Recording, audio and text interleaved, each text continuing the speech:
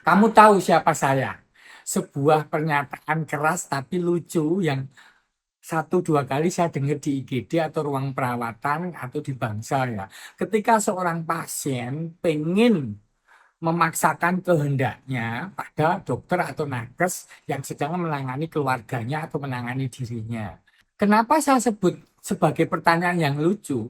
Lah karena pertanyaan yang menanyakan siapa dirinya pada dokter atau nakes yang tidak mengenal dirinya. Ya otomatis kan blunder. Hal tersebut hanya menimbulkan ketidaknyamanan pada komunikasi awal. Itu salah satu bentuk abuse of power. Entah apakah pasien atau keluarga pasien tersebut itu memiliki pangkat, jabatan, atau kekuasaan, atau sekedar uang yang banyak, tapi banyaknya nggak ketahuan berapa.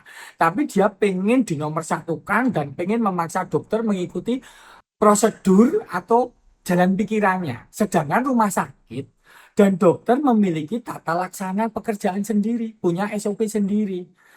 Seperti yang kejadian di rumah sakit yang sedang viral tersebut, di mana seorang dokter spesialis dalam dipersekusi, bahkan secara fisik ya, bentuk hubungan antara dokter dan pasien itu sebenarnya hubungan kerjasama profesional dan sifatnya hukum.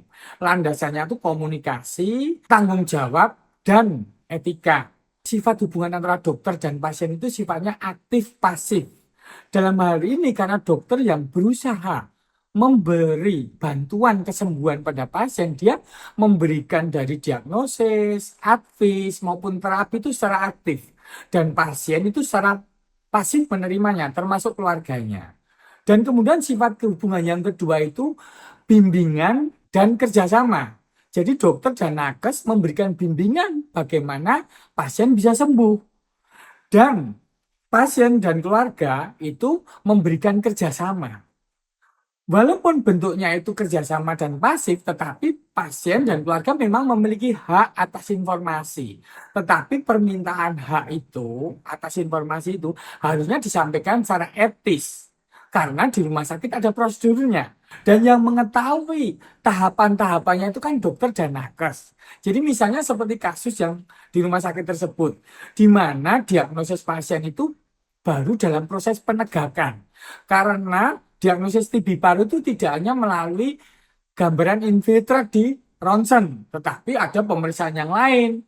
Ada tes BTA sputum, tes cepat molekuler, bahkan ada tes IGRA, tes mantuk, dan lain-lain. Dan itu sedang menjalani proses. Karena memang butuh waktu dan butuh pembacaan dari divisi yang lain. Dalam hal ini laboratorium dan dokter patologi klinik. Tetapi pasiennya nggak sabar dan secara tidak hormat itu memaksa dokter untuk segera memberikan diagnosis. Nah kalau diagnosisnya salah, yang tanggung jawab siapa? Memang sekarang itu zamannya masyarakat sipil. Bahkan sampai ada istilah no viral, no justice. Tetapi sebenarnya kebebasan yang berlebihan tanpa melalui koridor yang tepat, apalagi menyangkut keselamatan pasien, itu akan menjadikan hal yang mudarat. Pertama, di sini hak privasi dokter dilanggar. Makanya kenapa di rumah sakit itu ada tulisan dilarang memvideokan. Karena itu menyangkut sifat hubungan antara dokter dan pasien, di mana ada hukum kerahasiaan.